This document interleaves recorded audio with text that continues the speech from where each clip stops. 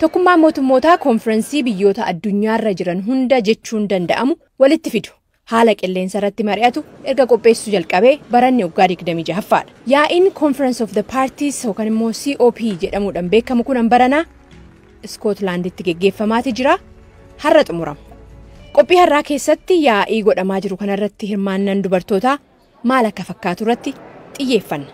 Hirmaannaa dubartootaa dabaluuf kaayyoon bara 2014 erga lafa godhamee as baay'inni hirmaattotaa dabaleera.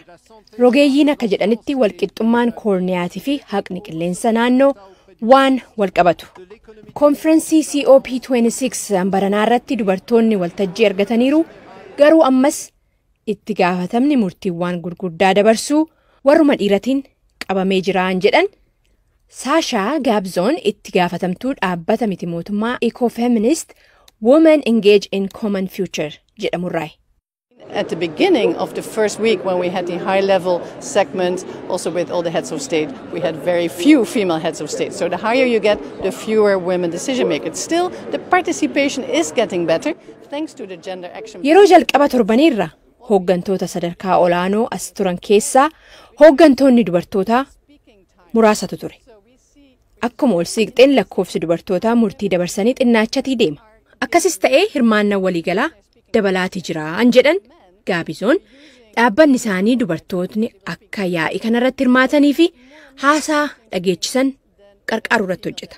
Konferensuma kanarratti akkaataa fayyadama yeroo haasaaf kenname irratti dhiirotaa fi dubartoota hedduu adda addummaan jiraachuu sekretariyaatiin yaa'ii COP26 gabaaseera.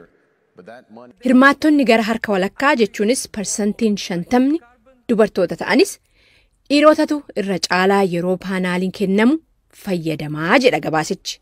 Hundeessituun dhaabbata miti mootummaa dubartoota qarqaaruuf dhaabbatee Gaabizoonis kanuma taajjaban. Interesting how women and men are given speaking times or use their speaking slots, and we see that men are using more of their time, so they will speak longer, and you will also have more men. Waan arginu dhiironni yeroo kennameef itti fayyadaman yeroo dheeraa haasa'an dubartoota caalaa. Dubartoonni keessumattuu bakkawwan oomisha nyaataa keessatti hirmaannaa olaanaa qabanirraa jijjiirama qilleensatiif saaxilamoo waan ta'aniif bakka itti mariin godhamutti sagaleen isaanii dhagahamuun akkaan barbaachisaadha jechuudhaan yaadachiisan.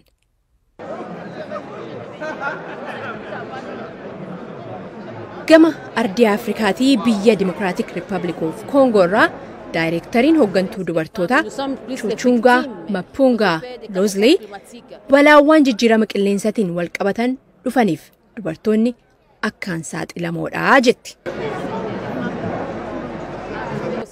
Nous sommes plus les victimes aux effets des catastrophes climatiques parce que c'est souvent les femmes qui recourent à la forêt pour cultiver, c'est souvent les femmes qui recourent à la forêt pour dubartoonni kun sochiiwwan jijjiirama qilleensaa dura dhaabbachuudha godhaman keessatti hoo hin hirmaanne wantichi duwwaa an faayidaa hin qabne jedheen yaada. Sababni isaas beekumsi isaan qabeenya uumamaa kunuunsuu irratti qabanii fi fidanii dhufan baay'ee barbaachisaa waan ta'eefi jechuudhaan.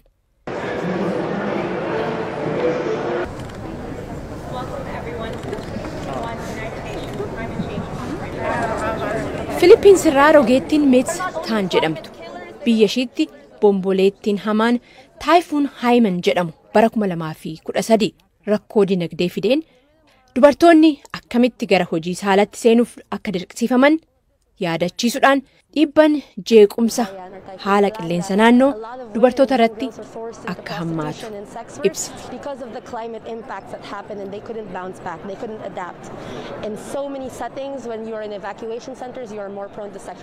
Bakka baay'eetti yeroo namoonni dheeffisiifaman dubartoonni hokkara saalaatiif saaxilaman. Qulqullinni iddoowwan sanis badaadha. Kanaaf waa'ee jeequmsa jijjiirama qilleensaa dhufuu yeroo haasofnu waa'ee feminizimii, waa'ee walqixxummaa, waa'ee loogii sanyii, waa'ee kana hunda of keessa qabaachuu qabaa jechuudhaan gama jijjiirama qilleensatiin haqa fiduudha waan barbaachisan jettu tarreessiti.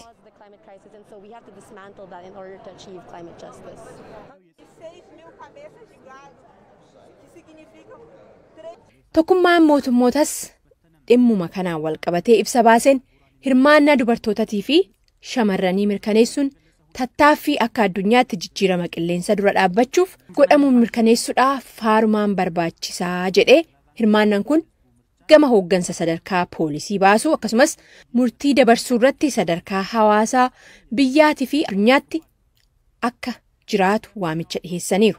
Itoophiyaa laalchisee qopheessan 92,000 ol irratti tarkaanfii fudhachuusaa barreeffama kibxata darbe 9 baaseen beeksiseera. Dhaabbanni maqaasaa meettatti dhiheenya jijjiirrate feesbuukiin barreeffamoonni buufaman qajeelfama haasaa jibbiinsaa dhorkuudhaaf ol kaawwaman ancabsee jedhee maxxansoota san keessaa harki 98 immoo odoo namoonni dhaabbatichaaf hin gabaasin ofumaa addaan baafachuusaa eere. Waggaa 2 dura Itoophiyaan biyyoota itti jeequmsi uumamuu danda'u jennee tilmaamne kanaafis qophii gochaa turree jedhu dhaabbatichi yeroo ammaa afaanota